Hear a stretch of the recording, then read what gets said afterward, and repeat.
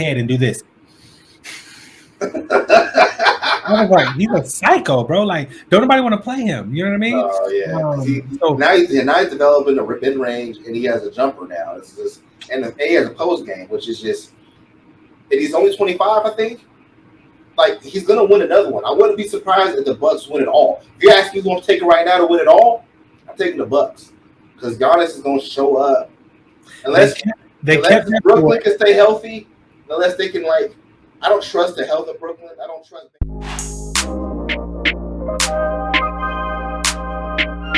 What up, world? It's your favorite creative, Anthony Arlene. And the man, Great Dreamer. And this is the new Blaq podcast. All right, we back, man. We back like we never left. I know a lot of y'all probably thinking, who the fuck are these two dudes, man? Hopefully you stick around long enough to figure that out, man. Stay with us. Stay tuned, you know what I mean? Today we're going to be talking about some sports, man. You know what I mean? Yeah. It's the Sportscast Edition, Episode 1, official Sportscast Edition. Obviously, there's been a lot of talk going on around the world. A lot's going on in the sports in the sports world. And first and foremost is the NFL. Let's talk about that. Let's talk about that big Russell Wilson acquisition. Like that. Let's grade that. Just off the top. Grade. Give me your grade and then give me your thoughts real quick. Just a quick summary. After I dried my eyes, you know what I'm saying, and my lips stopped quivering. For real. I couldn't believe it because I remember saying, well, let me ask you a question first. For the grade for the Seahawks, I give them an F. Period. If I own a squad, okay, and my best player says he wants to leave, it'll be on a stretcher. You're not going nowhere. Not for nothing. Not for nothing. What can you possibly get? Okay, that in return that is going to give you, where you feel like, yo, this was a good deal for us. I understand the draft picks. That's potential. You don't know what you're going to get with those draft picks, and they're pretty good draft picks. I mean, you're talking about 2 second rounders, a third rounder. But when you say Drew Lock, I would have hung up on you right then and there. When fam said I give you Drew Lock, but I'm like, what the fuck is you talking about, bro? Like Drew Lock? Like, it don't make any sense. For my grade, they get an E. I'm not even. You don't even get an F. You just off the chart, bro. That was a horrible. I'll give him an F plus. Let's do F plus. It's a little harsh. I think on paper it looks like a good deal because you get Drew Lock, you get the tight end, and I think you get another player plus those like 3 draft picks. But ultimately, is the value equal? And based off who the player is, Russell Wilson, Super Bowl winning champion, and his stats, he has like the best record for a 10-year quarterback. Best stats, like for a 10-year quarterback. And you know what he's about to do. You know what he's about to do. That's I don't like it. I think it's an A plus for Denver. Denver gets an A plus. You got Denver gets 5-star review.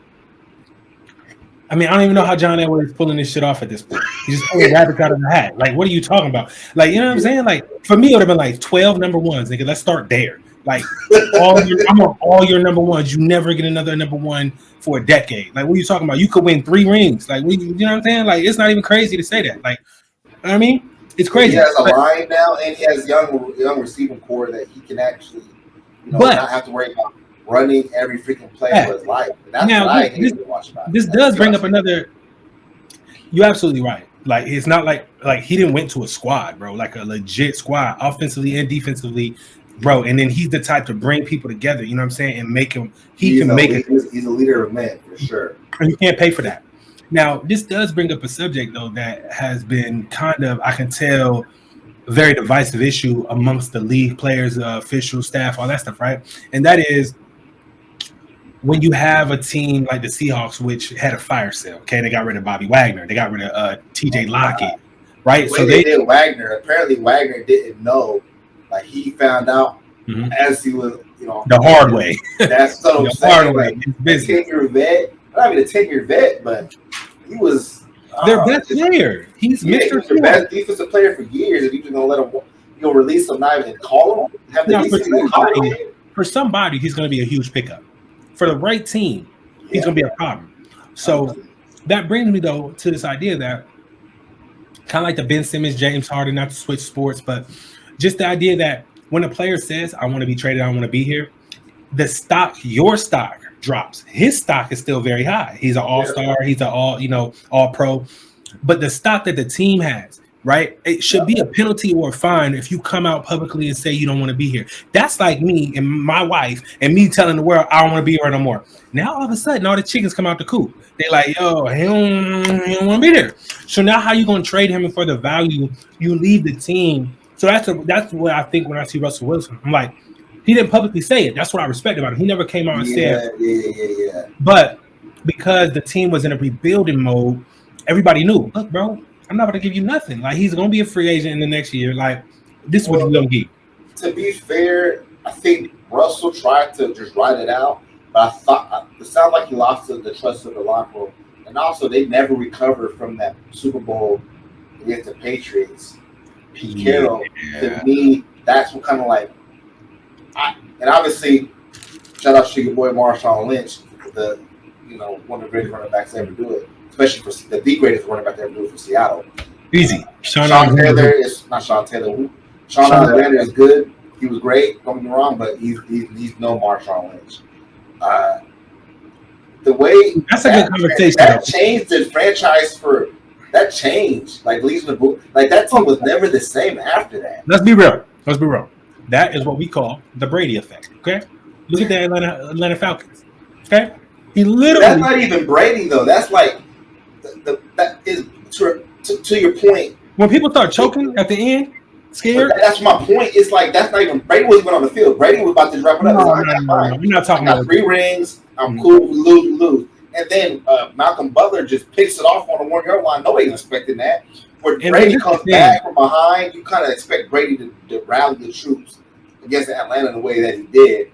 My only point is, they never did enough after that to recover. You got rid of the Legion of Boom. You didn't do anything for I think Marshawn retired that year, and I think they didn't even get they didn't injuries for success. And Pete Carroll to me is not that. He's not a franchise coach, man. I'm not saying that I don't like him as a coach. I just don't think he's a good fit for C. And I guess it doesn't matter anymore because Russell's gone, so it doesn't matter what the fit is as long as you get some young players. That's where he thrives as a college coach. He likes to have younger players that he can fit into this game. I just don't think. I'm off that train, man. Pete Carroll. They will not make the playoffs this year. I don't think they'll make the playoffs, and I don't think. What? Of course they're not gonna make the playoffs. And the only way they make the playoffs is if they draft. Now I heard they trying to go draft your boy from Liberty, or I think it was Pitt's quarterback. Regardless, there's no more Joe Burrows, bro. In my experience on Earth, you get Joe Burrow, then you get 5 Mark Sanchez's, okay, and maybe a couple DeMarcus Russells, and then you get another one, okay. It's very hard. Yeah, it's hard, bro. He's a once in a generation type of talent, bro. Like, you know what I'm saying? So I think that's the level of arrogance though in some of these coaches where they think, okay, we're gonna get rid of Russell Wilson. He don't want to be here. We can rebuild. We're gonna make sure we get a high draft pick, and we'll just make another one. Yeah. Okay. Let's look at this acquisition, man. Let's look at. I want to see exactly what they got, and then we can actually dissect the nitty-gritty of it because I can tell you what they got off the top of my head. They got dirty socks, a pamper. They didn't get shit of value. Okay. When motherfuckers start talking about draft picks, I'm like, I see draft picks blessed every day. Okay, unless you got the right personnel making those decisions, which most don't. Right? Look at somebody. I mean, again, I hate to switch sports. Basketball is my number one sport. I don't keep up with the football drafts. There's too many goddamn 7 rounds. I'm like, come on, bro. You can't do it. It's too much. Yeah, it's too many. But I will say, if you look at one of the, first thing that comes to mind is when the Knicks had a chance to draft Donovan Mitchell, and instead they drafted Frank Ntilikina. Bruh. Who is that? I still don't know how to say this man's name, bro. Right, and there's no disrespect to Frank Ntilikina to your boy, but just straight up, bro. Come on. No, you're right because it's banking on like you're gonna get that next Brady or like I get it's a younger player. It's the life cycle of it. It's like you got to get a young player who has the potential, but when you have somebody who's proven in a league where it's so hard to be proven. It's so hard to be a consistent, great talent in the league that when you get that in their prime, like Russell still has 5-6 years left. Easy. I don't know what's going on with these quarterbacks. I know some of it's the rule changes, but they playing the 43 and still look. That's Brady. That's Brady effect. That's the Brady effect. I mean, Roethlisberger. That's the Brady effect. The Brady out here this. I'm gonna retire just because I want to. It's like my knees feel great, but I just my wife's IQ though. That's high IQ. You know what I mean, because look at somebody like Andrew Luck, it was like, bro, he could have been one of the greats, but he just straight up was like, I'm tired of getting hit. Like, I ain't really in it like that. It's a mentality. Like, I watched this shit. It was saying basically what made Jordan, what made Jordan basically the king of the jungle. You know what I'm saying? It was compared to a lion, basically saying like the lion ain't the strongest. That's probably an elephant or a gorilla or some shit. He ain't the fastest. That's a cheetah. You know what I'm saying? He ain't the smartest. Like, you know what I'm saying? So what is it that makes it? He was like, it's the mentality. You know what I'm saying? It's the mentality. And you can't pay for that. Like, you don't know what you're getting, bro. Like, I've seen it where certain players look like they don't got it. Like they said that about your boy this year. Who did the Cavs draft? Garland? What is it? Garland? No. I'm talking about this year. The big kid. That big 7-footer. They got like 2 7-footers. Yeah, they got 3 7-footers if you add Laurie Markkinen, but he's soft as goddamn baby powder. But I forget the homie's name, but everybody said he was like, because he kind of laid back. You know, you ask some questions. He's like, yeah, I like basketball. He's like, you like basketball? Like, there's some killers out here, dog. Like, you know what I mean? Like, you on the block, like with alligators. Why are you so calm? And then he comes out and he dominates because he's like, yo, like, even though this my demeanor, like my mentality is I want to be great. Then you got other cats who be loud and boisterous. Then when the shit hit the fan, all of a sudden they get the shakes. You like, wait a minute, bro. Like, so you can never tell, man. We'll save that though. We'll save it. I don't want to go to NBA top. Right, we still on football, and it's the other thing. Okay, since we talking about around the NFL, Khalil Mack got traded. That's a huge trade. Before we get to the trade, I want to get the details of this. I just want to get to the details of this trade. I told you what it was. For me, it's important that people already know. But as a Seahawks fan, I just got to get this off my chest. I got to vent. I think they got what, 4 or 5 picks? So they traded Drew Lock, Noah Fant, then a defensive Shelby Harris, and then 2 first-round picks, 2020, number 9, and that's 3, 2 second-round picks, 2022, number 40, and 2023, and a 2022 fifth-round selection, the Seahawks, Russell Westbrook, and they traded in a 4th-round draft pick. So they're basically a bag of Cheetos. Now, so basically, what the real haul is going to be draft the number 9 pick. Yeah, because you're getting basically the number 9 pick is that's where they're going to get the quarterback. They have to draft the quarterback with that. Not necessarily. Not when you still have Deshaun Watson. You have teams out there. So if it was me, so it is a trade asset. It is a trade asset. If it's me, if we get Deshaun Watson, I'll wipe my eyes. Okay, Russell Wilson. What are you talking about, bruh? That'll be beautiful. Speaking of Deshaun Watson, how do you feel about all the charges being dropped? Man, don't even get somebody, bro. Now listen, this is the thing, okay? Because we're not gonna get into the depth of what that could, that conversation could become. But I will say this, man. I never believed it, okay? I'm tired of all this like 22, 29, 40. I'm like, look, bro, I understand how this could sound. So we're not going to go that route, bro. I understand people could be in the comments. They're going to be like, first of all, you victim shaming. I'm not shaming nobody. What I'm saying is, bro. Due process is important.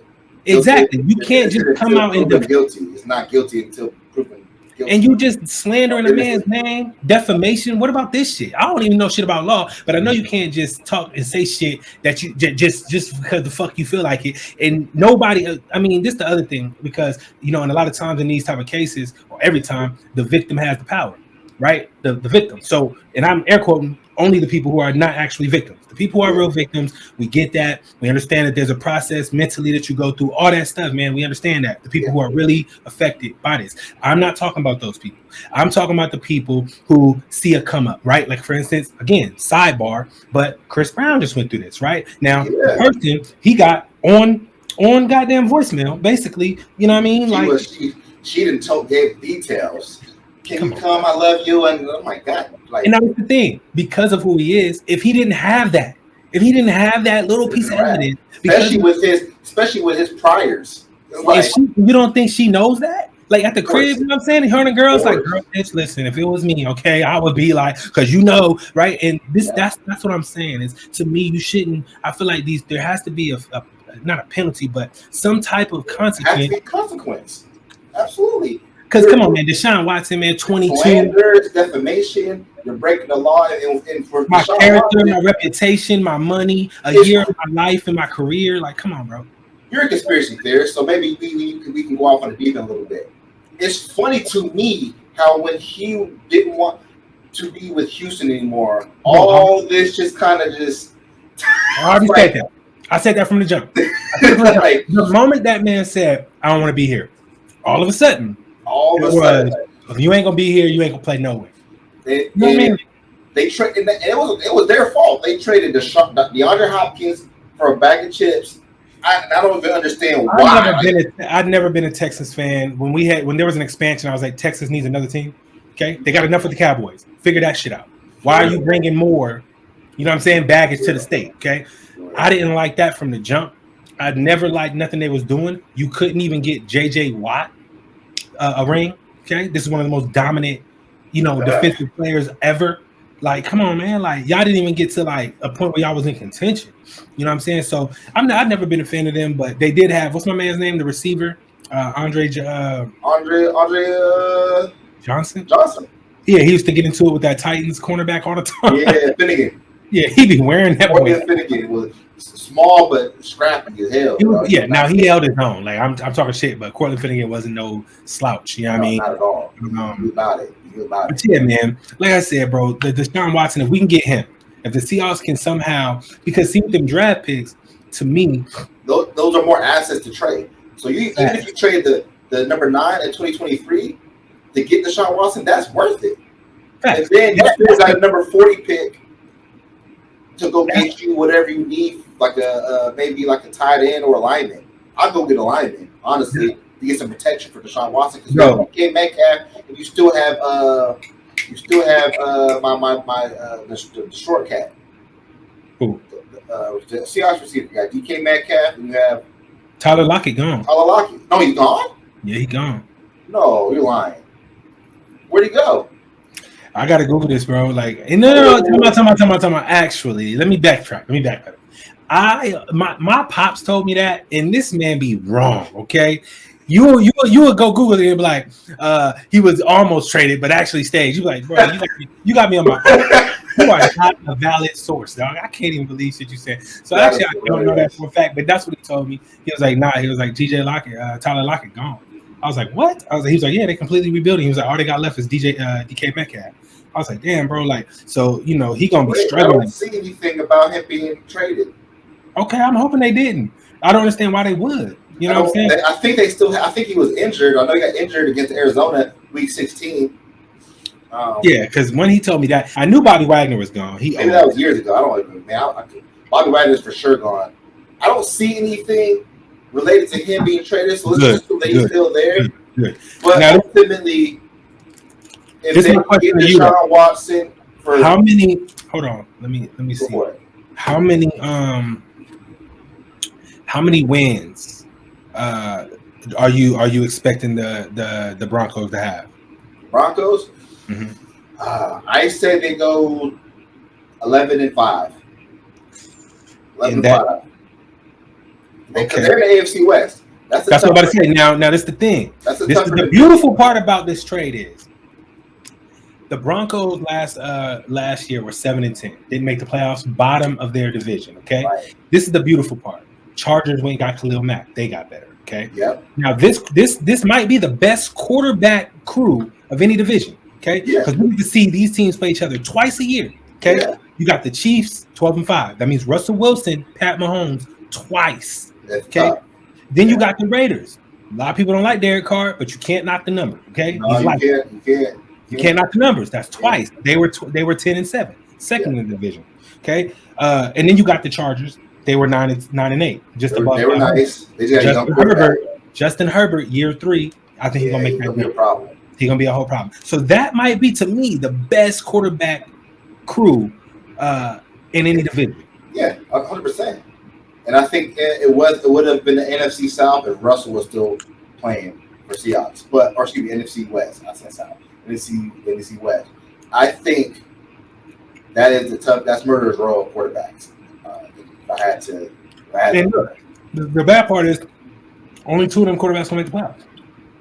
That's the tough part. So you could be great. You could be Justin Herbert or Derek Carr. You know what I mean? Because I'm saying right now, Russell Wilson about to have. If I play for the Broncos right now, quarterback, safety, wide receiver, don't matter. If I'm a receiver, I'm very happy. Okay, I'm about to eat. But if I play for the Broncos, I'm already in the gym. Already, because I gotta get ready for the playoff run that we like going. Now they won 7 games. You say 12, that's plus 5. 100%. Russell Wilson gives you that's why you brought Russell there. They give you five games. Easy. Easy. He can win 4 or 5. He can win you 4 or 5 games. As long as you protect them, and they have a good line. Now that's the question.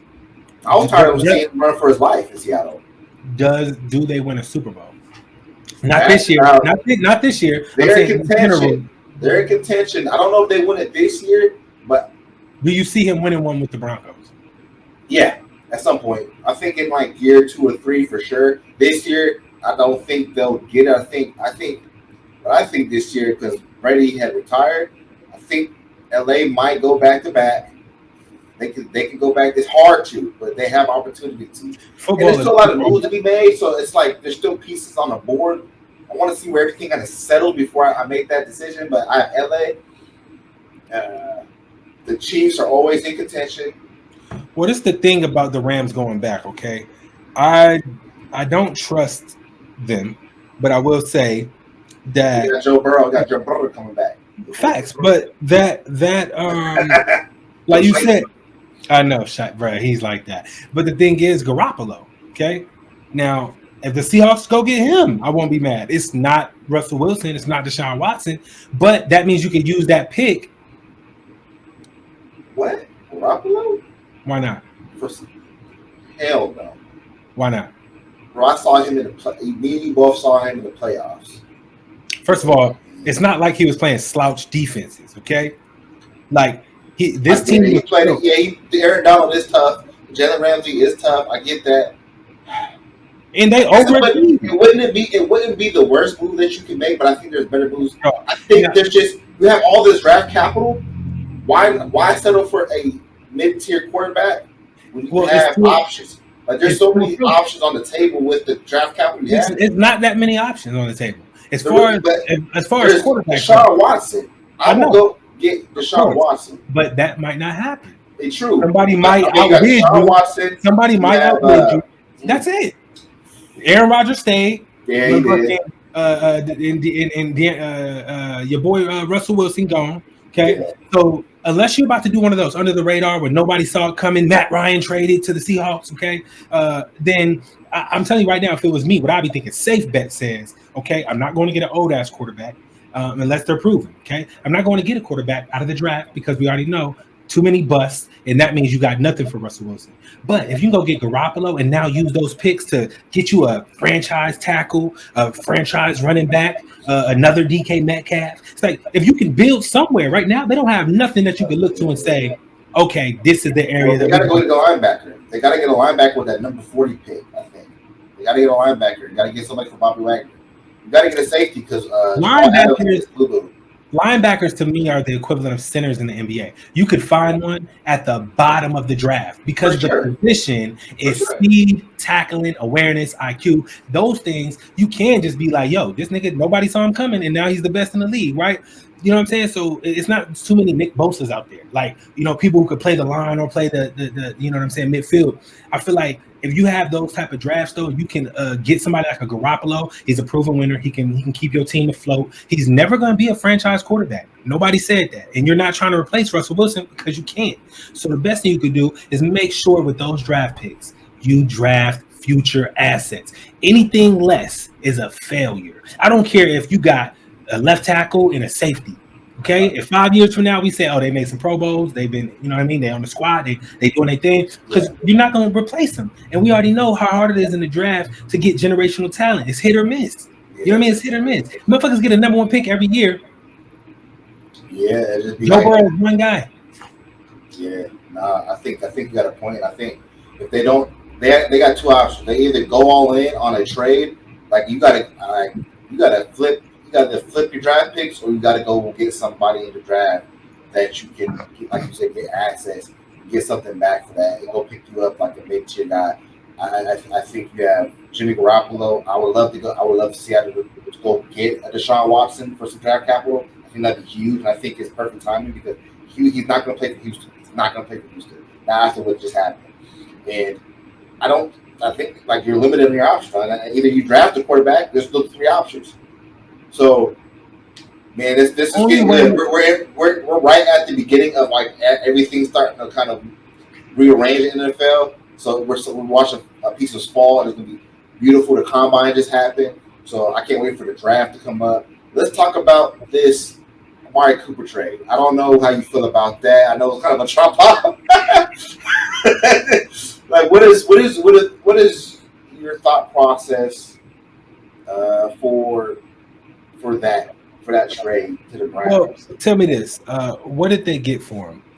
What did they get for him? That's what we have to find out. Because I'm gonna tell you like this. To be fair to the Cowboys, who I hate with a glowing kind of, you know what I'm saying, disposition. I hate the Cowboys. Not like them people who hate the Cowboys for no reason. They just don't like them. I don't like them. They're easy to hate. I don't like the Cowboys either. Yeah, they're easy to hate. I have a player that I coach that plays for the Cowboys. I don't dig Jerry Jones. That's the main thing. If the head of the snake ain't shit, I don't fuck with nobody on the squad. Like, only thing I fuck with Dak Prescott. Okay, I think he's nice like that, and he came back from a devastating injury and put up quarterback. You gotta give him his. You gotta love him. You gotta love him. You know, he's like that. But overall, I will say this, man. I was trying to pull up the Amari Cooper trade on my phone. No, it's the Dallas Cowboys agreed to trade wide receiver Amari Cooper and a 6th-round pick to the Cleveland Browns for a 2022 5th-round pick and a 6th-round pick. That's crazy. Now, told by Adam Scheffler. Hear me out. Okay, not that crazy. Not that crazy. I guess it's not that crazy because he didn't have a great year in that. No, he did not. And you paying him a lot of money. Okay. Yes. If you're about to go over the cap, and I'm looking at fat to cut, you looking like a lot of fat right now, dog. Yeah, that's a big time. You lucky you got that in return. Yeah. Okay, the 5th and the 6th, where you can say, okay, man, we might be able to shore up a position where we was. Are you hurting for receivers? No, you're not. So that means next man up. Who's the kid they drafted? DK. No, not DK. DK, but what's his name? It's something. It's not DK, but it's like 2 letters. CD Lamb? CD Lamb is hard. Listen, if I'm them, that's the only reason. He's on a rookie scale contract. I just gave this man $20 million, and the numbers are looking real parallel right now. I'm like, yo, you got to go, bro. You got to go. CD Lamb, when he left, CD Lamb had to be like, he's a receiver now, dog. He's about to eat. He had over 1,000 yards last year, and I think he caught 79 passes. Right. So he's and you I guess they're gonna sign Michael Gallup too at some point. So and you save money, so you don't hit that cap, roof. And so for me, I'm looking at Amari Cooper and I'm like, bro, it sucks you went to the Browns, to the Doobie Browns, bro. Like you know what I mean? Like out of any team, I'm like, bro, trade me to the goddamn Jaguars, bro. Please. I'd rather go play with what's my man's name? White Jesus. The guy from Clemson. I know you're talking about. I don't remember his name, but he's the long-haired cat. Sunshine. Yep, Sunshine. Trade me there, bro. Because I'm saying right now, that kid is looking like one of them drafts that the team tears his career apart. Does he have the talent? Yes. Could he be Joe Burrow? I think so. I watched the game. What was it, last year? Or was it the rookie year? I don't remember, but I know I watched him and Joe Burrow go at it. I was like, yo, this is the future of the NFL right here. Oh, Trevor Lawrence. Yep. Like I'm like, bro, he's like that. And if you put Trevor Lawrence in a Bengals jersey, I think it's very similar. It's like, you know what I mean? He could easily do what, Joe Burrow's doing. You know what I'm saying? I just think that he plays for the Jaguars. And the Jaguars, historically, are trash. They haven't even been talented since, what was it, Fred Taylor? Well, no, man, they went to the AFC Championship like a few years back, and then after that, it just fell off. Who was the quarterback? I don't remember. But I'm confused. They went to the AFC Championship and lost to Tom Brady. Bro, I know their defense was good. The defense they like one at 1 year. 1 out of 20. Like that's what exactly. So I agree with you. They are a trash franchise.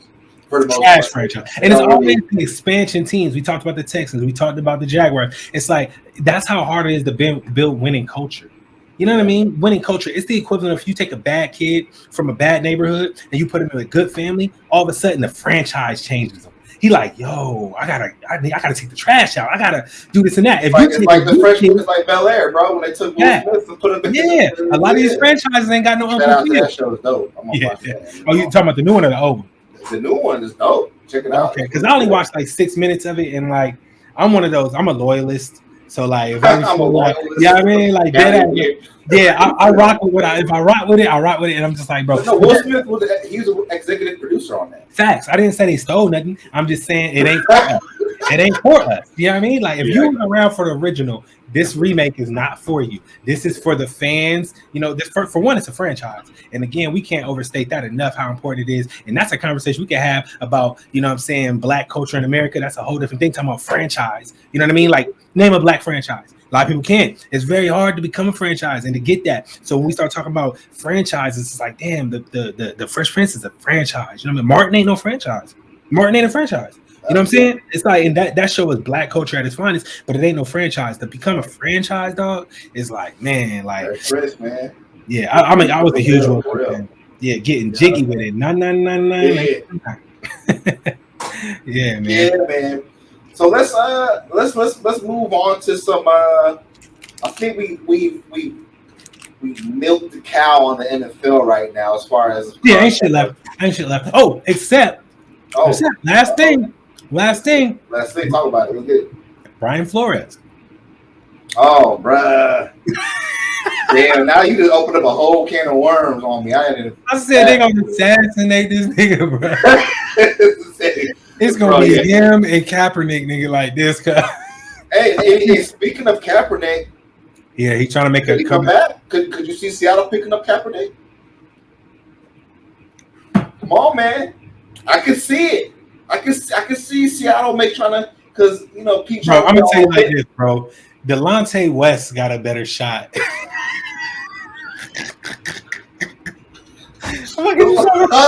Bro, like, listen. Bro, we'll talk about him later, but that's crazy. Bro, Kaepernick at this point is like that dude who he done fucked over his baby mama so many times. You know what I'm saying? At this point, it will never work, bro. It just call it a wrap. Start a new family somewhere else. I don't know, but like, it ain't gonna happen, bro. Like, how? He's too much of a distraction at this point. Where? What jersey can you put him in where the whole thing don't become Kaepernick? You know what I'm saying? It's like, now some teams, they could use that jolt of energy because you're so trash. You're so trash. It's like any publicity is better than no publicity. That's what I mean. Seattle is in a space where they're not about to. You can't land Deshaun Watson. You can't get you a Jimmy G. And you can't trade. You gotta at least work them out. You gotta at least work them out because, like you said, bro, it is one of the things. I mean, I saw Kurt Warner get off the couch and win a ring. That's what I'm saying. It's not that crazy at the quarterback spot. If you play cornerback, if you play a spot where you got to be in and out of your cuts, no, bro, you're not about to sit out for. I watched Vic sit in jail for 2 years. You know what I'm saying? And come out like still running 4-4. I'm like, okay, bro, what do you want? That makes no sense. It don't make any sense. No sense, bro, at all. So I think it might be a good fit. I think they could do something with that, but you know, to be continued. But at Brian Flores, I'll kind of go back to Brian Flores. I think with him, I think he's a coordinator somewhere now, right? Oh, did he get a job? I think he did get a job. That seems like a conflict of interest. You suing the. I think the NFL's like, are we scared not to hire this nigga at this point? Oh yeah, I think he's on. He joins Pittsburgh Steelers as like a defensive coordinator. Oh, him and Mike Tomlin, bro. That makes sense. It does. Makes sense. That's why, especially in Pittsburgh when the Rooney Rule started. You know, it just makes sense to have that happen. But ultimately, it's not over. You know, it's not over. He's assistant linebacker coach, yeah. So for me, probably the best case scenario for him to be coaching the league, but that ongoing lawsuit is still pending, and it just looks. What I see coming out of this more than anything, he's not gonna get no money. Okay, I don't even think he wants the money. It's not about the money. What I do see coming out of this though is some shit like the Flores rule. You know what I mean? That's what they always do. Same way they assassinate somebody and then name a street actor. So, you caught it. You caught us, man. We sorry. Yeah. Here, Flores rule, meaning we can't lie and cheat and steal and get caught no more. You know what I mean? It's like it seems like it's just one of them things though, where at least he shined a spotlight on it with clear cut, irrefutable evidence. That way, for the naysayers, for the haters, for the people who are gonna say, you know what I mean, whatever they're gonna say. it was very hard for him to, it's like it's hard to look the truth in the face sometimes, and I think that's what he did. He straight up, because a lot of black coaches complain about shit. We sit around barbershop talk, we be like, yo, I mean, that's crazy how they fired Mark Jackson and they hired Steve Kerr right before the dynasty started. Yeah, that's what I'm saying. Like, bro. Yeah, it don't make no sense. It is. We know it. We see it. It's just. It's like it seems as if black coaches like. And I don't want to make this about race, but we have to have the conversation. It feels like black coaches. This is like about race. You're very, very like you got to win immediately or you're out. You know what I'm saying? This is the catch, though. They love to use black coaches for trash teams. Now, there's two. This is twofold. Because what happens is your record becomes trash, which then eliminates you from good jobs, right? Like if I give you a Jaguars job, a lot of people gonna say, "Look, they hired a black coach. Good for them." No, it's not. He about to be 1 in 105 by the time he leaves. With no draft picks, with no draft capital, with no and then get fired and try to go get another job. They're gonna look at your resume and say, "Well, you were 12 in 2000." So yeah, it's like what? I don't think this is gonna work out. But then on the other side of that coin, you see. Like Steve Nash get a Hall of Fame team. You're like, bro, you've never coached at no level. How are you now qualified to coach 3 Hall of Famers? You know what I mean? Yeah. Like literally. Now you look at somebody like Sam Cassell. Now we're talking basketball, but still the same rules apply. Sam Cassell won rings with Olajuwon. He sat behind, you know what I'm saying, some of the best coaches, Doc Rivers being the main one. Him and Doc. Yeah. So it's like, how is he not qualified to coach these? I've won rings. How many rings does Steve Nash have? Right. But a big old goose egg. 0. Somehow he's qualified. These boys are 38 and 38 or some shit. They're 500. How? You don't think Mark Jackson would have had them boys at? What do you think? They would have. I think they would have won. Look at Ty Lue. They would have went to the finals, but Giannis did have this. Giannis did do Giannis things. They just like that to me is where race still exists in the sports. When you look at like Monty Williams didn't win Coach of the Year, somehow they give it to who was it? Tom Thibodeau. I think so. Yeah, that's crazy. And who's the coach for the Suns? Monty Williams. Yeah. Like you just that's what I'm saying. And it made no sense. Or like he went to the finals on the second year. My mind is blown. I'm like, bro, because the Knicks went to the playoffs. I'm tripping. Got beat in the first round by Atlanta. Now a lot of people Trae Young. And then they fired their coach and Nate McMillan took over. They was balling. They went deeper into the. So a lot of people I know in the comments gonna be like, "Yo, first of all, this is what it is. All black coaches not great." I'm not saying that. I'm not saying that at all. You got some black coaches who, but you can't deny the fact that somebody like Monty Williams, or I'm sorry, somebody like Ty Lue is overachieving, and somebody like Steve Nash is underachieving. Yeah. Okay, and it's not about race because, like you said, it could be the other way around. It could be a white coach who's overachieving, and like Memphis's coach. You know what I'm saying? Like, I don't know that cat's name, but he got them boys hooping. Like, they believe. Like, so I'm not just riding the bandwagon of like, yo, all white coaches don't deserve a job. No, not a fact, bro. But when I look at coaches like Coach K, I'm like, is he a little overrated? Yes. Facts. Coach K is overrated. Like, what are you talking about? Like, you know what I'm saying? Like, in my opinion, because of the way it was set up, now all of a sudden they're not winning as much. Why? Rules didn't change. The rules didn't change, right? Like once you get an equal platform, all of a sudden these coaches you thought was so great, they're not so great. That's why I love shit. Like, and this all stems from the Flores rule. I think that's what's about to happen, right? All these black coaches now, all of a sudden, you're gonna start seeing it where it's like, I don't like that whole we got to interview a black coach. I'm like, I don't like that either. The Rooney rule doesn't work. It's just like a diversity quota. Let's just interview it for the sake of interviewing. That's what we're doing. Homie said they had already hired who they was gonna hire. And was just interviewing him to fulfill that. And I'm like, fulfill the quota. How is this helping, bro? It's actually worse. It's a slap in the face. It is. It's disrespectful and it's almost demeaning. And it's facts. It's a waste of time. It's like you're wasting my time. You already know you want to hire. Go. Like, don't just use me to make sure you get your quota filled. That doesn't make any sense. And to your point, I think we are at a point where everybody's got receipts. Like, we're at a point where everybody got receipts and you can't just be doing shit willy-nilly anymore. And I think it's going to be the Flores rule or the receipt rule, whatever rule you want. I'll tell you right now, the Flores rule is going to say something like, at all times, at least 50% of coaches have to be coaches of color, head coaches. Facts. Ain't no more Rooney rule. Ain't no interview. I'm telling you right now, half of these teams need to be coached by a person of color. That's just it. I ain't gotta be a black guy, nigga, Asian, motherfucking anything. That's half white and half. You know what I'm saying? Where these motherfuckers, because there's too many qualified coaches. You know what I'm saying? Especially when your labor force is like 75% black, African American. So, and what it tells me, like intrinsically, like under the surface of it, is you don't believe black men can lead other black men, and that's a different conversation. It has it's a culture thing too. When we go back to franchises, a lot of these franchises have never had black brass. Okay, they love black players, but they're not used to those same black people sitting in these meetings.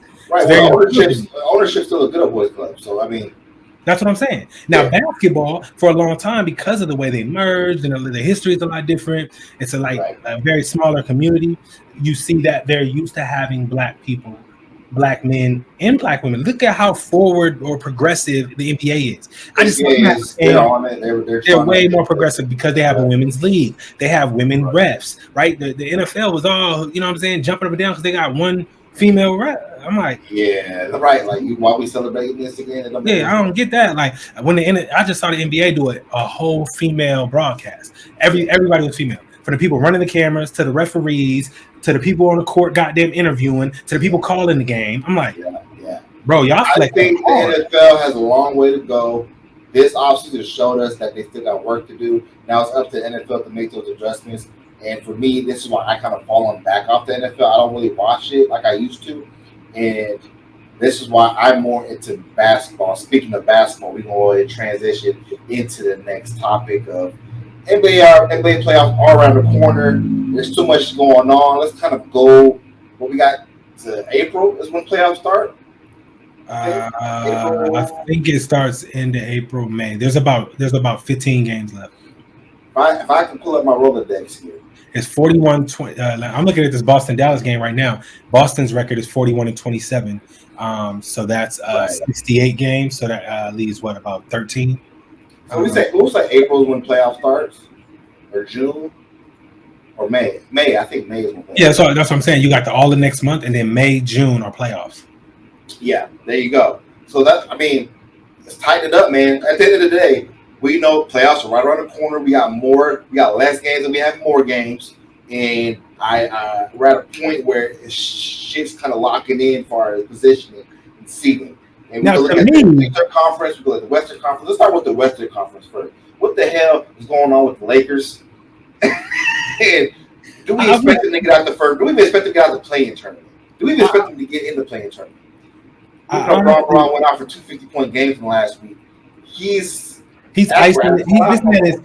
This man is icing his goddamn bunions right now. He's not. He can't. He cannot sustain. They play Phoenix tonight. Yeah, but I don't think they're gonna win. Listen, we both know this. You never bet against Braun. Okay, but what I will say is, that's the thing. Rarely does the number one seed win the championship. Rarely. So we know seeding is really just for the tournament to have some structure. That is it. Yeah. It don't mean shit. You know what I'm saying? But to me, what I always look at, if I'm looking to see who might win it, who might not, who has the best player in the world. So start there. Is LeBron still the best player in the world? The answer is no. The quick answer, no. He's not the best. Is he still top 5? Yeah. He's still top 5. You know what I'm saying? But when I'm looking at the best player, I'm looking at Giannis and KD. And then I can't argue that. Yeah, and then after that, it's kind of it opens up a little bit, but you notice these up and comers. It gets young after that. I mean, they're young. John Morant is balling this year, bro. Luka Doncic, bro. Like Luka, my MVP right now. John Morant, Luka Doncic, Luka. He's picked his game up from half from the All-Star break because he was. I would say the number 3. I would say this is my top 5, and then you give me yours. Okay. Yeah. This is my top 5. Okay. You named it. Giannis, KD, they're interchangeable, whatever order, whatever you like, defense. Now, the reason why I would put Giannis ahead of KD is because he plays both sides and can dominate both sides. KD is just a goddamn. It's a 7-footer that can have handles and can shoot. That's like literally that's the play we all make in 2K. Fact. the big guy who can handle and shoot. Where you be like, nigga, this would never happen. Yeah, this would never happen in real life. Yeah. and then it did. So I got them two. Then at 3 for me, I would probably go with Joel Embiid. Just dominant, can shoot that bitch. Yeah. But after that, it gets open. But I'm gonna go with Nikola Jokic. I was just gonna say it would be him for number 3. Would be between him and Jokic. Between him and Embiid. Now I say Embiid because his defense. That's why I put him a little ahead, and then Jokic's passing is so dominant. Playmaking ability, yes. Yeah, so it's tough. It depends on what you like, but for me, that's my 3 and 4. And then number five, it gets tough, right? Because you got injured players like Kawhi, you got older players like LeBron. You know what I'm saying? That's why I said is he's still top 5 because now that I put him on number 5, easy. I mean, who else is there? I mean, James Harden. What? He's not in the top. He's not no top. That's what I'm saying. Who else is at 5? Like we're saying not 5, but like who else would be at 5? Because your top 5 is similar to my top 5. I got Giannis. I got KD. I have 3 and 4 interchangeable between Embiid and Jokic, and then number 5 would be LeBron for me. Like, who else would it be? I feel like some of that is because of what he's done, and when you look at his numbers this year, out of his flipping mind, but he's just not on a good team. When you look at his numbers this year, if you just did a blind stat check, and you just said, okay, look at this player. He's averaging 27 points. He's 5th in the league in scoring. He's averaging 8 rebounds, and he's averaging 8 assists. You're gonna say, I want whoever that is. I want him on my team. So yeah, I mean, but when I look at how he's getting it, I say John Morant, probably number 5. He's balling this year. I put him in the same category as Trae Young. They can take games over. They're very exciting to watch, but they haven't done it in winning situations yet. Whereas they're number 3. They're number 3 in the West right now, which we understand that the West is not what it used to be. It is a weaker conference. We know that the West is the weaker conference, but even though that's the case, they're balling, and I don't really see. Shoot, you can go DeMar DeRozan at number 5. He's having a crazy year. I know, but we didn't say the best players in this year. I'm saying the best players. Oh, you're just talking about. Okay, you're saying overall, just top 5. LeBron. LeBron's 5. That has to be LeBron. Who else would it be? Give me who else? You got me all suspense over here. Who else would it be? I mean, I don't have anybody else that's done it as consistently as he's done it.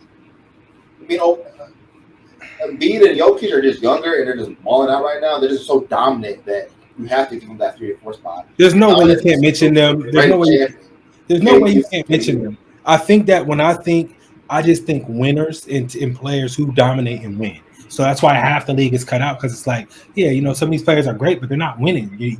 You're not that dominant if you're not able to control a game in that way. Whereas John Morant, he just took a team that you was like, they wasn't shit. They drafted this kid. 2 years later, they're in contention. So for me, like I said, my top 4 is solidified. You can't really. Nobody's gonna argue. What's your 5? Tell me your 5. I mean, the 5th one for me is Curry. That for me, I'm saying because I'm not mad at that. When I see Steph Curry, when he walks on the court, people get a little nervous. They're like, is he gonna drop 60?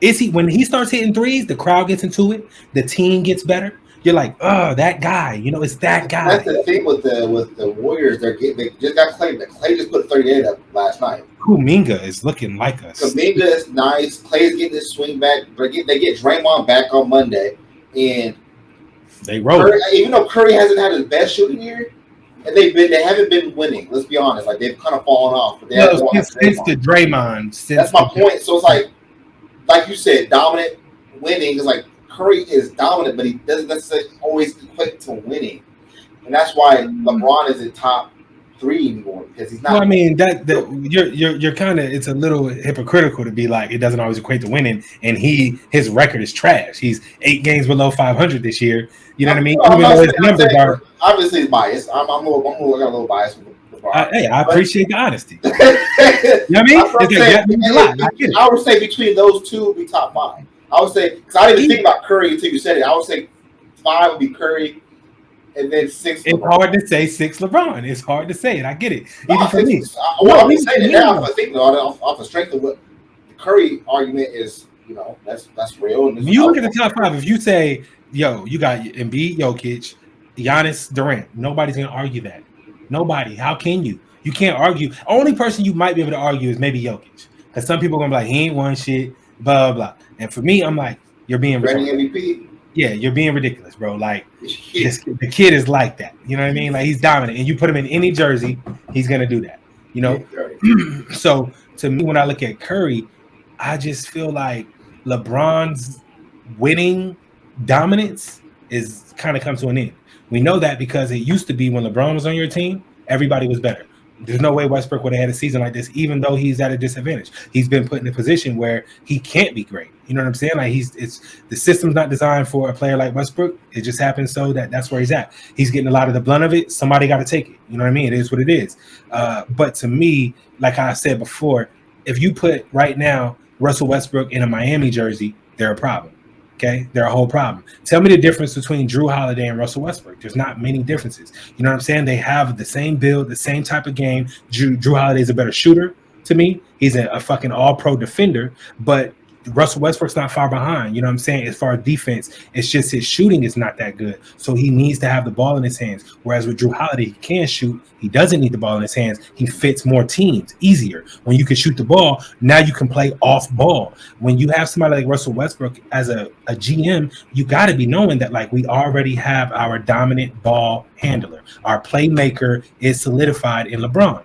We don't need a playmaker. We need more shooters. So what did they do? They went and cut all their shooters. They traded all the guys. They traded Kuzma. They traded Pope. They just let got rid of Montrez, and then they let Caruso. It doesn't help that their shooter that they did get has been injured for most. Kendrick Nunn, I don't think will play this season. And There's only 2 months left in the season. He's not going to play. Malik Monk has been a nice find. Malik Monk has been a bright spot.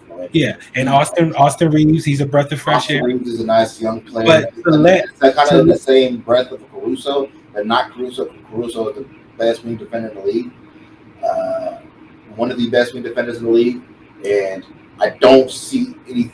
And then what happened to my man from Detroit, the shooter, Ellington? He hasn't done anything. And you just look at their whole roster. The whole roster is just not even a good mix of. To be fair, you got to bring Westbrook off the bench, and that sucks to say that, but I said that before he played a second unit. Before he ever played again. Is built for that. That's a conversation that should have been had in the offseason. Like, look, man, we both are ball handling. We don't need two ball dominant players in the first unit. We should be able to run with that second unit. We might start together, but then that second unit comes in. I'm gonna get my rest. This is the thing. I don't see why it was such a hard conversation to have. I don't either. Westbrook. Well, because a lot of times, no, it ain't Westbrook. Like you biased for LeBron. I'm not saying it's LeBron. I'm not saying. Oh, okay. I hear what you're saying. I see you're biased for. Okay. Yeah. For me, when I'm looking at what makes Westbrook great, he's a Hall of Famer. Okay, no other Hall of Famer is getting treated like this. When you look at the reason why, is because a lot of coaches coach relationships. They're gonna coach relationships. They don't coach. You know, for instance, we be looking at the game and be like, "Yo, you gotta sit him down. You gotta bring this other kid in." And they be like, "No, man, it's the unit we run with." What? You scared to make these motherfuckers upset for the win? For the win? For me, I'll bench Jordan if I have to. You know what I'm saying? Like, there's no reason why you ever would. I mean, he's that. It's really not. But the point is, they coach relationships. And if he had looked at Russell Westbrook, now I'm Russell Westbrook. I get to the Lakers organization. They sit me down. They say, "Hey, Russ, listen, man. The role we have for this year is 6-man. Okay, don't worry about your minutes. You're still gonna be averaging about 32, 33. You know what I'm saying? You're still gonna get those minutes. You're just gonna be running with the second unit. If I'm Russell Westbrook, first thing crossed my mind is I'm gonna make $40 million to come off the bench. Okay, okay. That's yeah. Whatever we gotta do to win. It's ego with those guys, especially like a guy like Russ. And especially like a guy like LeBron, that both egos just don't mix. I think that's assumed. I don't necessarily know if that's a fact, just because of you know what I mean. Like he's a winner. He's a winner. Now I will never come off the bench if I think that this team, like if I'm playing for the Thunder, okay, post KD leaving, they say, "Yo, we want you to be the 6-man." Fuck out my face. What are you talking about? Who's starting over me? No. Like, you're stupid. Now, if I have LeBron and AD on the team, now we're thinking championships. If you're not thinking championships, there's nothing to sacrifice. I'm not sacrificing minutes for an average-ass season to win 42 games. Fuck out of here. But If you talking about winning rings, I don't think the ego. I think the ego starts to dissipate a bit because you're saying to yourself, "I'm playing with other Hall of Famers. This is where the sacrifice happens." You know what I'm saying? So, I mean, it's tough. It hasn't been because they haven't been able. First of all, he's had a horrible. Westbrook has had a really bad season. I'm not blaming him for his bad season. I think it's the coaching. I think the coaching hasn't put him in a good position to succeed. They haven't defined a really solid role for him. They haven't had the nuts to just say, "Hey, you're off the bench." And they knew that from day one. They knew that from day one. Yeah. If you're looking at Frank Vogel and these coaches, you have to know that they know more about basketball than us. So they had to know what we know, what we sit here saying, which is, "Hey, bro, look, you can't shoot. I know it. They know it. The crowd knows. Okay." Yeah, he had to go on wax like, "Yo, man, my family ain't coming to the game no more. Stop with the name calling." It's hilarious because he was the first person to call Katie a cupcake and that. I was like, bro, calm his bitch. If all of you, like, it don't matter. But again, though, when Katie left, he brought that onto himself. Yeah, but Katie had to eat that. You know what I'm saying? It wasn't like. But what I'm saying is that when you say karma, Westbrook was leading the charge. Cupcake. Facts. But now he called Westbrook. Now he wants to have let's have some grace. Like, no, that's not how that works. But this is the difference to me though.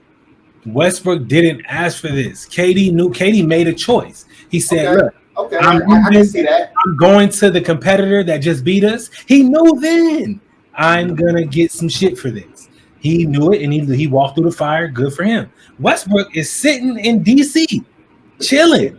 Now, a lot of people said, "Oh, he got on the phone with Bron and they talked. He knew where he was going."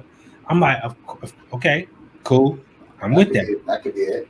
I get it. You know what I'm saying?" But to me, I just feel like he's getting the blunt force of something that he don't deserve it. Where I'm like, bro, if you when he was with Houston, he was still good. He was the OKC. He was okay. I mean, it's just with the Wizards last year. Even after Katie left that season, after he left, he was that was MVP season, right?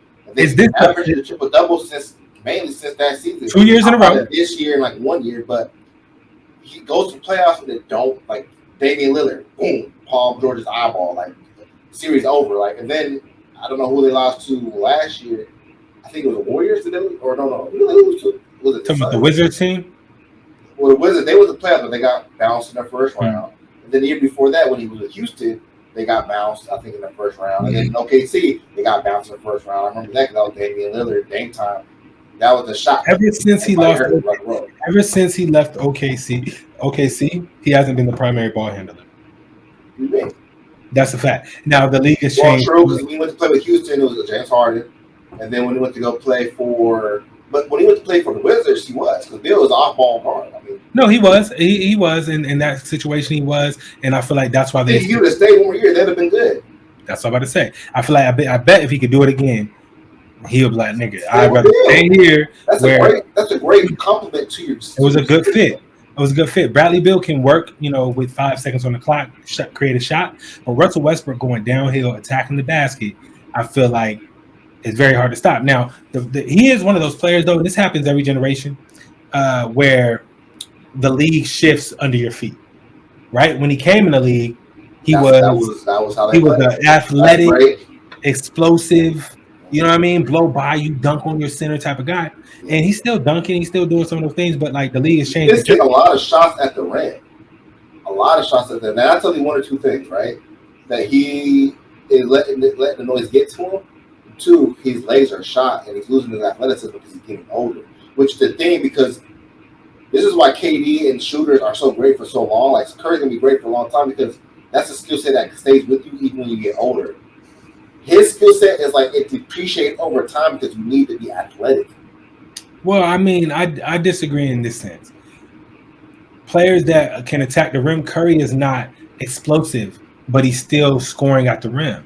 So it don't take athleticism necessarily to finish. But that's how Westbrook plays. That's how he shoots. That's how he creates his shots and makes his shots. No, for sure. Curry doesn't need to do that. The key is, though, the system. So when you look at Curry, because he's surrounded by 4 shooters, even the center, he has him and 1 guy at the rim.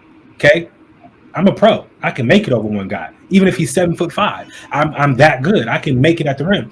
Westbrook plays right now for a team where they lack shooting. So now every time I go into the paint, okay, it's AD's defender. LeBron's defender can't leave no more. He's stroking that bitch. Yeah, he's stroking that bitch where you can't leave LeBron no more. But there's typically one or two players on the defensive Then you end. can leave the center, whoever Howard or DeAndre Jordan or whoever, you leave that guy. Whoever's covering Westbrook. And probably whoever's covering AD, because he only shooting at about 30, 31. Mr. Glass playing like trash, right? I mean, I'm sorry, I don't mean that's not a really derogatory. He's not having his best year. Nobody on the Lakers is. Nobody. This is like your worst nightmare if you are a professional Lakers fan. This is horrible. And I'm not a big Lakers fan. I like LeBron, and I like that's it. And I like Westbrook. I like Westbrook. So I wanted to see him come and succeed. I thought this would be his year to prove all the doubters wrong. He could play with Hall of Famers, and it's just. Let's talk about it. Let's just put it out there. Pelinka is a horrible GM. Pelinka is garbage. He traded away the next 5 to 10 years away because he was trying to win now, and he didn't stop. Like, I would have stopped initially at that first team that won the 2020. Like, that was a good roster. You get Danny Green back, try to bring him back on a minimum, or a mid type of mid-range type of deal, a mid salary type of deal, because he's doing well in Philadelphia. You try to keep Caruso. You don't have to give up Pope. You don't need to give Kuzma. Like, it just didn't seem like the move to just keep reshuffling the deck every year just gets exhausting. Like, you don't have any continuity going into any season. And the crazy especially bringing something like Westbrook. Crazy part about it is, let's rewind. Westbrook would have 8. Westbrook would have 8 off of Kuzma and Pope this year. Think about that. But you wouldn't have been able to get Westbrook without giving those 2 assets, and we get that. I'm not saying that. This is what really makes him a little incompetent as a GM. You rewind 3 years ago when it's him and Magic Johnson. Right. They have one max player. By the way. They have one max player. All their draft picks. Lonzo Ball, Brandon Ingram, oh my God, Kyle Kuzma, man, and a young Caruso was with. And they had Josh Hart. He just scored 44 last night. Now this is my problem. Who do you think pulled the trigger? Let me restate this. So you go back 3 years. You got LeBron, Pelinka, and Magic Johnson. These are essentially your 3 GMs. I mean, LeBron's a de facto GM at this point. Right. He says, I want AD. They go get AD. What did they give up for AD? All their young talent and a few draft picks. Yeah. Okay. Not too bad, honestly. Now you got 2 max players. This is where you lose me. Magic Johnson leaves. You immediately see the decision making take a hit. Doesn't make sense no more. Now, when I'm looking at the moves they made after that, you got AD, you got LeBron, you win a ring, okay?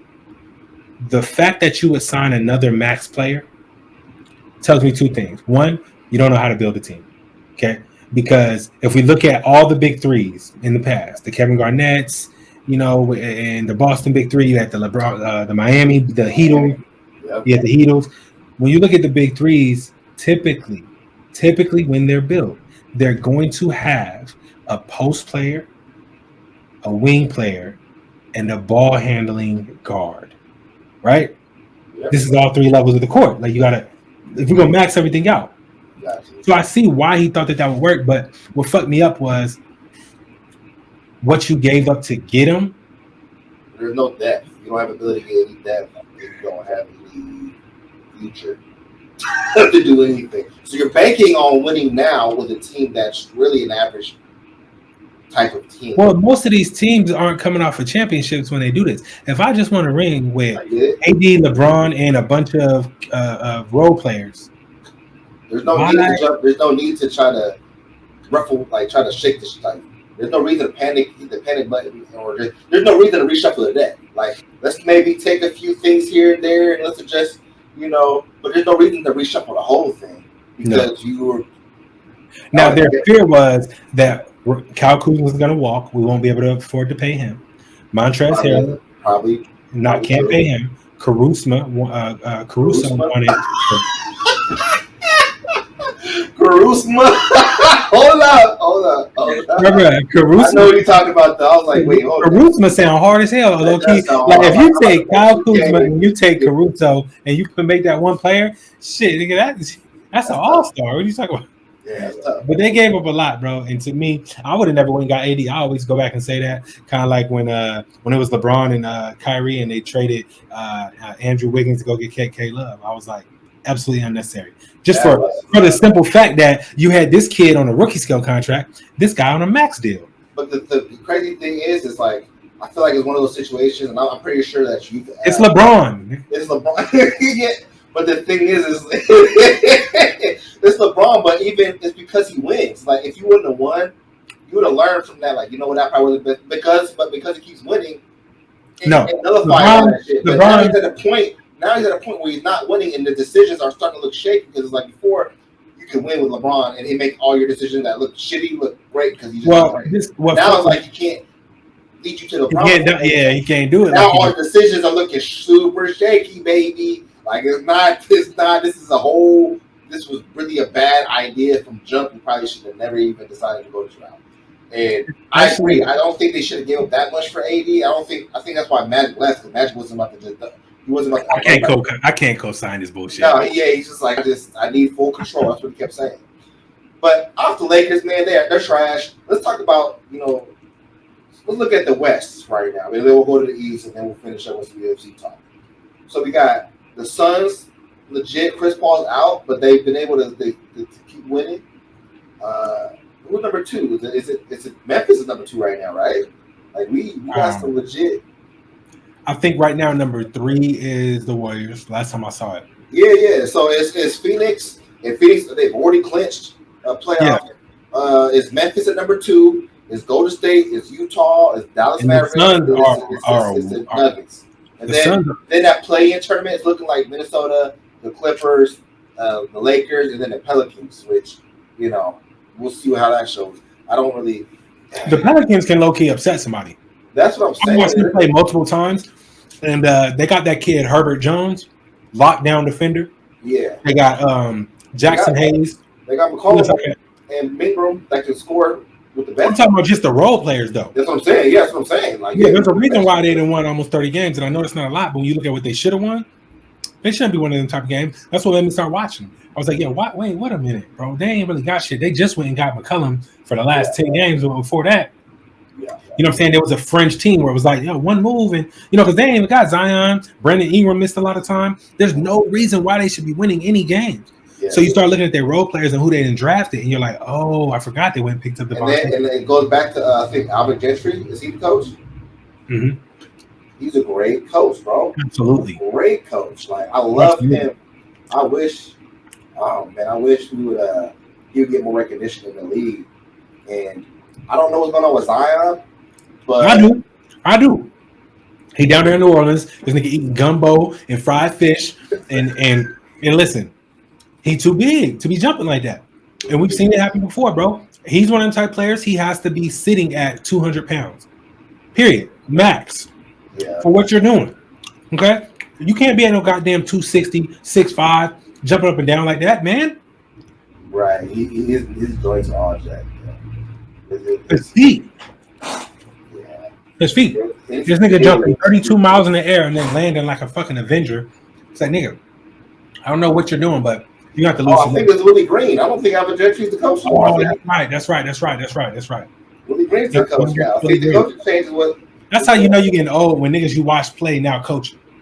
I thought Willie Green played for the Sixers. Like, nah, bro. He's like, same thing with James Jones. I'm like, oh, James Jones that played with the Heatles? But yeah, now he's a GM, man. GM of the year. GM for the Suns. Right, this nigga Rob Pelinka, who did he play for? Nobody. Played for the church. For Kobe. He played for Kobe. This man, he was the MVP of the church league, but this man is not a fucking athlete. So how the hell is he gonna put a team together? You know what I'm saying? If we just to kind of, we talked about the West a little bit. I don't really have too much to say. So who's coming out the West? Who's gonna come out the West? To me, it's between 2 teams. Yeah. Oh man, I say probably Phoenix again or Golden State. Those are my top 2 right now. Memphis still too young. I don't think they're ready. once Draymond comes back, and I think Wiseman should be coming back at some point. I think it'll be a problem. Chris Paul starts to come back. I see it's going to be the Phoenix or the Warriors. Then out of the East, probably the Bucks. I got the Bucks right now, and then the Brooklyn looks nasty once they get Ben Simmons and Kyrie to take a shot or not. We'll see. Or the mask mandate, whatever that looks like over there. But Sixers, I'm still not a believer in the Sixers because James Harden just crumbles under pressure. Big game moments, he's just not good. Harden does not do well in big pressure moments. He's just not good. That's just a fact. I don't know what else to say. First of all, what you're not gonna do? We've seen this before. They say Karl Malone and John Stockton, they couldn't win the big one. Well, let's put that into context. They're playing a dynasty. You're losing to a dynasty. You're losing Harden as a player. Hold on. No, because you're saying he can't perform under pressure. But he's not like that. He's not. What? I'm not even a James Harden fan, but I'm gonna tell you right now, he's like that. Bro, he scored like 5 points when he played Brooklyn the other night. So, one game. What has he done in the playoffs? Hold on, I'll wait. That's what I'm saying. You're basing this off of the fact that he's losing to a dynastical team. Like, dog, bro, this man is losing to a dynasty, a prime Golden State team. Bro, first off, let me tell you right now. The first time he lost to the Blazers. I think the second. What do you mean? Yeah, when White was in. Oh, you talking about? Okay. I'm just going through the whole history. Let's talk about everything. Let's not just talk about when he played the Warriors. But every playoff run he's had. Nobody expected that team to win shit when they had Mike D'Antoni. Or I'm sorry, who was the coach? What's the nigga's name? Kevin McHale. Nobody expected him to win shit. You know what I mean? The fact that he carried them to a goddamn he carried them to the big dance, and then when you get in a 7-game series as the primary guy, okay, with the double team, all the defensive focus on you, there's no help. They finally went and got him help. They tried to go get him Chris Paul. I thought that team had a chance to win it. If Chris Paul didn't get hurt, they were going to win it. That's his best shot. So that's what I'm saying. Is it's not James Harden can't deliver. It's James Harden is so good. They got to do everything to stop this man, and they do sometimes. It's like, okay, nobody said he was Jordan. I don't think so because he's not that efficient. It's not like he doesn't play as well. So now it's that he's not efficient. What was that? Just say I don't like his game. That's what most people do. They say, look, man, he be foul hunting. He's not even like that. He scores sometimes, but that little bullshit ass travel step back is not even like that, bro. Like I get all that, but to me, I didn't say none of that. No, I'm saying if I'm gonna argue, that's what I would argue. I would be like, bro, we're not putting him in a category like he's like that, bro. Like he's not in the category of these elite players, and I didn't put him in my top 5. He is in the regular season, just not in the playoffs. That's all. He's not. James Harden has never been in my top 5, even when he was leading the league in scoring. Okay, so that's fair. So you're not even coming from the perspective that he is. He's never been he's never been a top 5 player. You know what I'm saying? Because your game got to translate into dubs, right? Like Giannis, to me, if Giannis don't win no ring, he's top 5, but he's not number 1. He's number 1. Why? Because he's dominant and he's the defending champ, defending MVP, defending defensive player of the year. What is there to argue? This man is dominating the whole game. Every time he's in the game, he do some shit where I'm like, nigga. You know what I'm saying? Yeah. I seen this man do some shit the other day, bro. He pirouetted, my nigga. Pirouetted. Where it was like, what? Like to be that big, that graceful? Like pirouetted and then rose and yammed it and yelled in my man's face like he was a baby. I was like, bro, like that's disrespectful. Like, you know what I mean? He reminds me of those 90s, those 80s players. We just be like, bro, I seen him get elbowed in the side of the head and do this. I was like, he's a psycho, bro. Like, don't nobody want to play him. You know what I mean? Oh yeah. Now he's developing a mid range, and he has a jumper now. It's just, and he has a post game, which is just. And he's only 25, I think. Like he's gonna win another one. I wouldn't be surprised if the Bucks win it all. If you ask me, who's gonna take it right now to win it all? I'm taking the Bucks because Giannis is gonna show up. Unless Brooklyn can stay healthy, unless they can like. I don't trust the health of Brooklyn. I don't trust Ben Simmons. I trust KD, but I don't trust Kyrie. When Kyrie plays, he's spectacular. But There's been issues around his play because he's just not available because outside of his own control. I'm not blaming Kyrie. I'm just saying that's just the reality of he's just not as available. Hopefully that changes soon with the mandate going away. But it's gonna be between those two. Out of the East, it's gonna be between those two teams, and I think the Sixers aren't even. I don't think they're gonna be. They're not gonna go nowhere. They're gonna go maybe to the finals, the Eastern Conference Finals, and lose to like the Sixers or the Nets. I wouldn't be surprised if Boston made that run. I wouldn't be surprised if Boston made a run because Jason Tatum like that. He's like that, but we know it's all about matchups, and this is the tough part.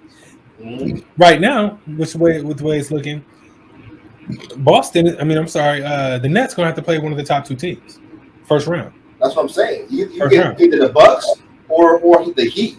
Now, I'd rather play the Heat than play the Bucks.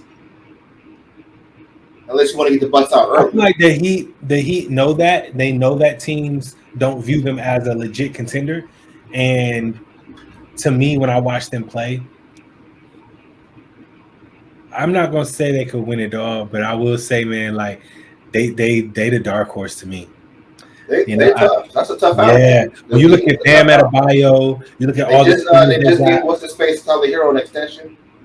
You know, like he's been great for them off the bench. They have a nice bench. They got what's the other shooter they got. He's nice. They got Duncan. They got Duncan is nice. What's the other white kid name? It's a random ass white dude. I forget his name. Then they got Vincent. They got Kyle Lowry. They got Oladipo. They got Oladipo back. They're starting to ramp up. But the problem with them is that they don't got enough big bodies. They're undersized. I was just about to say that. Every time I've seen them play a team where they got big bodies, they end up going into a zone. And anytime I see the Bucks, bro, in the playoffs, Giannis just playing. Bro, they went and got Serge Ibaka, bro. That's insane. That's perfect matchup because you give a stretch big for Giannis. You just open those lanes up that much more. You're stepping from half court. Bro, it don't make no sense, dog. It don't make no sense. Like I seen them in the finals hit a turnaround jumper in the post, and I was like, when did he start doing this? Like I was generally confused. I was like, what did he get? I'm gonna say that the finals this year is gonna be, and this is just me saying this is what I smell. Okay, the Warriors versus the Nets. Okay. Yeah, that's not a. I can't really say. You know, I may not agree, but I understand it. You know, for me, it'd be the Warriors and the Bucks. That's what I would take. But if it's the Nets, I wouldn't be surprised. I only say the Nets because normally I wouldn't. Normally I wouldn't pick a team that's offensive minded like that. You know, I don't even fuck with Steve Nash. I felt the disdain when you said that. At all. You know, even when he was a player, I feel like he got that treatment where it was like John Stockton don't got 2 MVPs, nigga. Like what the fuck is you talking about? Like twice in a league where you Shaq should have won it that year, bruh. In a league where you got that many superstars, there's no way you win in the back-to-back unless you're one of the greatest of all time. He's not. So he get that treatment, bro. He just be like, he's not like he hasn't done anything. Nah. Even Dirk Nowitzki got a ring. You can't say shit to that German. Nope. I mean, Dirk Nowitzki went and got him a ring against. He got it. Yeah, he wasn't given to him. He got that. He went. Yeah. I ain't never seen Steve Nash when he had Amari Stoudemire, Sean Marion. He didn't win no fucking ring. You know what I'm saying? And when it was Dirk Nowitzki, this nigga had an old ass Jason Kidd, an old ass Jason Terry. Right. Old ass, you know what I'm saying? Everybody was old. I'm like, nigga, Dirk Nowitzki out here dragging the goddamn geriatric unit. It was him and Terry. Jason Terry. It was him and Jason Terry, bro. And that little cat. JJ Barea. Yeah. Again, we're talking about role players, nigga. Like, you know what I'm saying? Yeah, it's like, nigga. And then Steve Nash has all-stars. You know what I'm saying? He don't get it. So to me, I'm not a Steve Nash fan, but I will say I think that the Nets, because KD is that good. And I think Ben Simmons is going to give him that defensive presence. That's what I was just going to say. And then the underrated pickups of Andre Drummond. Seth Curry and Andre You have a body for Giannis now. Yes. You know what I'm saying? You got 2 bodies. Yeah. Nick Claxton. and you got Andre Drummond, and you got Ben Simmons. And you got Ben Simmons, yeah. Yeah. Now Ben Simmons, I would never put him on. I would put him on Chris Middleton if it was me. If it was me, lock that shit up. Yeah, much easier matchup, or otherwise he gonna get fouled out 6 of the 7 games. But when I look at that team, Kyrie to me can take over a game and win you one. KD can take over and win you one. Okay, and then you start looking at the weaknesses that that Milwaukee has. Milwaukee lacks depth. That's the one area where you say, damn, like, you know, so when I'm looking at Patty Mills coming off the bench, you're looking at motherfucking because you know the Curry boy, he gonna start. You know what I'm saying? But you got Cam Thomas, you got, you know what I'm saying? They got like a nice little Blake Griffin, LaMarcus Aldridge. Yeah, got a nice little squad coming out. That second unit is nice. I'm telling you right now, bro, they gonna get into a nice little run those last 5 or 6 games of the season. So let's talk about the if the playoffs were to start today. We want to go over the play-in tournaments for each side, and then kind of how the playoffs. No, the play-in tournament, I feel like, you know, it's not that serious because none of those teams are going to contend minus the Nets. Okay, so let's say everything. Let's just say the Nets will come out of the East, and let's say the Raptors come out of the East, and then for the West, let's say it's the Clippers in Minnesota. I don't believe in the Lakers or the Pelicans. So let's say it'll be the Heat versus Brooklyn. I think Brooklyn wins that matchup in 6. Yeah, I can go with that. And then it'll be Bucks versus the Raptors. That's done in 6. Ooh, that's done in 5. That's done in 5. And then we have the Philadelphia 76ers versus Cleveland. Cleveland's a dark horse. That's my dark horse. I think that goes 7 games. Cleveland versus the Sixers. Not if Jared Allen don't play. Oh, yeah. Okay, so that's 6 games. And then you have Boston versus Chicago. I think that's yes. That's up in the air. I don't know. That's what I'm saying. That's 6. That's 7 either way. I don't know who gets that one. Yeah. Oh, that's tough. I think DeMar has his. I think Chicago will pull it out just from experience, but I think so. Jason Tatum might have one of those breakouts. But that's what I'm saying. He has him and Tatum, him and Brown both went to the finals a few years ago before LeBron left. So they have experience as well. And Marcus Smart. So that's not easy to call. But I agree with you. I think the Bulls pull it out. Let's look at the West. So if it was going on today, we would have it would be Phoenix versus the Clippers. I think Phoenix comes out in 5 or 6. Yeah, I'll sweep them. Memphis versus the Timberwolves. I think that goes 6, maybe 5, maybe 6. Now I will say Minnesota could upset them. Yeah, they could. Minnesota could upset them. Cat is like that. Yeah, that would be the time to do it, especially he's an older guy for sure. Okay, a 7 either way. And then you have Golden State versus Denver. That's a tough first. That's really. I think obviously Golden State in 6. If Golden State's healthy, Golden State 6. Yeah, that could be a sweep. Because Jokic is great, but in 7 games they're just gonna scheme up and they're gonna say, "Look, stay attached to your man and let Jokic get what he get." Jokic will have 50, a couple 40s and some 30s, but at the end of the day, you know the scores. I don't got nobody yet. Bro, I'm telling you right now, the first 2 in Golden State, blowouts. Yeah. Blowouts. You know what I'm saying? They're going to go up 2-0 easy. And then it's going to be, you know what I mean? Do you have the personnel to really compete at home? And I just don't see it. I think Jokic is going to put up numbers, and that's it. Yeah. That's it. You got Andrew Wiggins. He's a top defender. Klay Thompson, not so much no more. You know what I mean? They try to hide him on defense. Same thing with Curry. You got Draymond Green. You got Jonathan Kuminga. You got Wiseman. You know what I mean? Even Jordan Poole ain't no slouch. So it's like, when I'm looking at that, I think Denver going to get their ass whooped. Yeah. Okay. I got you. I think it's a 5-6 game series. Then Utah versus the Mavericks. I think the Mavericks come out of this one. I think Luka's done losing in the first round. He's going to drag them, and he's going to drag them right into a rebuild. That's what's going to happen. I'll tell you right now. Donovan Mitchell's going to demand a trade. Yeah. Rudy Gobert is going to still be there because you don't trade a player like that. There's no reason to. Yeah. But you can trade Donovan Mitchell. He's going to get tired of losing and not competing when they should be, because they should be. But they should be better than they have. Every time they go to the playoffs, they'll go in at the top 3, top 4 seed and just get wasted in the first round or second round. So I just feel bad for that, man. So okay. So that would be and then okay. I think what it would be, who would be after that? It would be what matchup would be after that. Let's go back to the East. Well, you got Golden State Brooklyn coming out of that one. We got the Bucks coming out of that one. And then we got the Sixers coming out of that, and then the Bulls. So there's 4 teams left. So now you got the Bulls and the Bucks. Take the Bucks. I think Giannis is unstoppable in that series. Five games. They don't have anybody big. It's just a bad matchup for the Bulls. It is a bad matchup. They don't have anybody at that position that can guard them. And then you have the Nets and Sixers and the Nets. I'm gonna tell you right now, it's gonna be the Nets. That would be tough. It's gonna be 2 fights, and that's minimum in that series. Okay, a couple of injections, and Ben Simmons got to go back. Easy. Ben Simmons got to go back to Philly. That's gonna be crazy. That's gonna be tough. So it's gonna be so many emotions in that series that it's tough to even call it. You know what I mean? Like, I think the Nets is 5. There's no way that's going 5 games. I think between Joel Embiid and James Harden, they're gonna win 2. Just okay, yeah. 6. I agree with that. Let's put respect on that. I think it's the Nets in 6.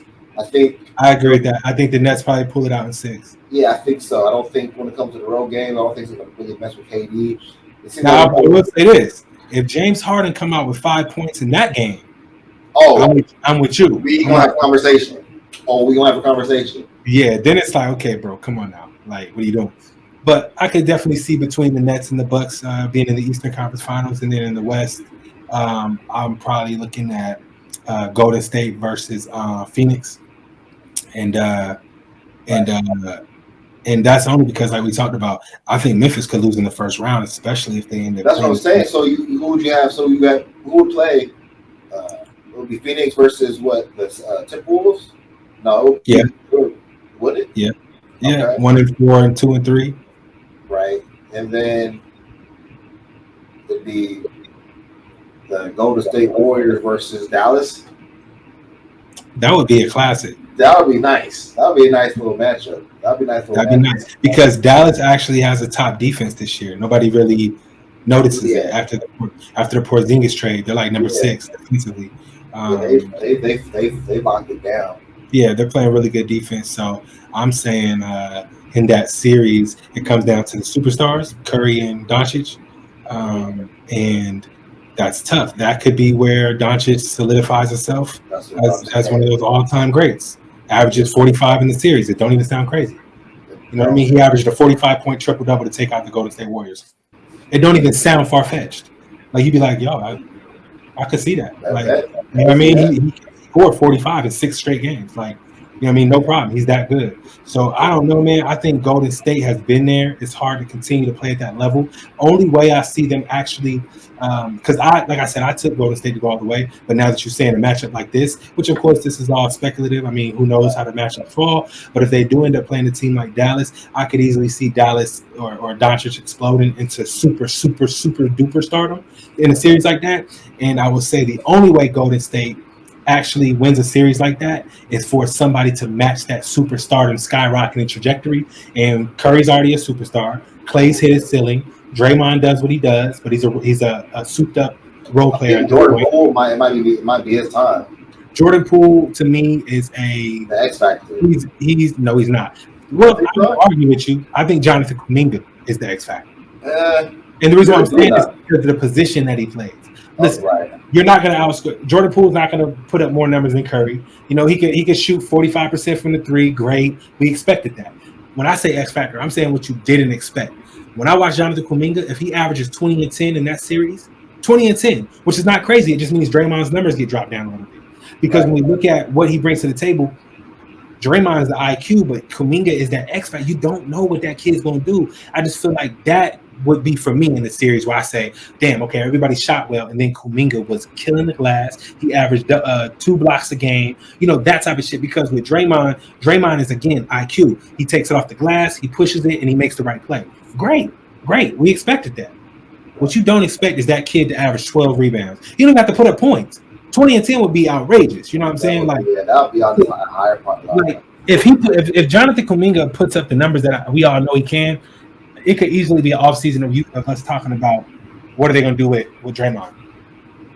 Easy. easily. Now all of a sudden the conversation is, yo, you got to make room for this kid. Like he's like that, you know. Yeah. And there's no way you use a top 5, top 6 pick on a player, and he's not playing in year 2 like that. You gotta get him. That'll be interesting. There's a lot of basketball left, but I think we have a lot of different interesting scenarios that we could possibly see moving forward. I'm curious on how these last couple months play out, or where people actually get landed and seated. I think that's going to be really important. I'm looking out for Miami Heat because the Bucks are only 3 games behind the number 1 spot. So I'm looking at the Bucks to make a real big push for that number 1 seed, or maybe they don't. You know, and I think Brooklyn. I think they're trying to get out the play-in. They're about 3 games outside of the play-in tournament. So I'm looking for them to get into that 6th seed at some point, or at least push for it. And Cleveland, man, they just lost Jared Allen, so there's potentially that could happen. That's a real scenario that could happen. So for me, it's all coming together. Lakers are ass. I don't know what's going to happen with them. They're like Lakers are going to lose in the first round and be happy. Oh man, I don't think they're going to get in the play-in, man. I think Pelicans can catch them. They're like 3 games, 5 games out of 6, 3 games out of 7. I mean, they'd be lucky to get that 7th seed at this point.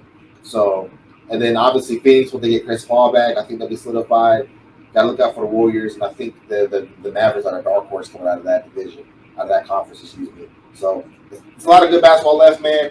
I think. I think we both said it. You have the Nets coming out the East. I have the Bucks, and then we both have the Warriors coming out of the West.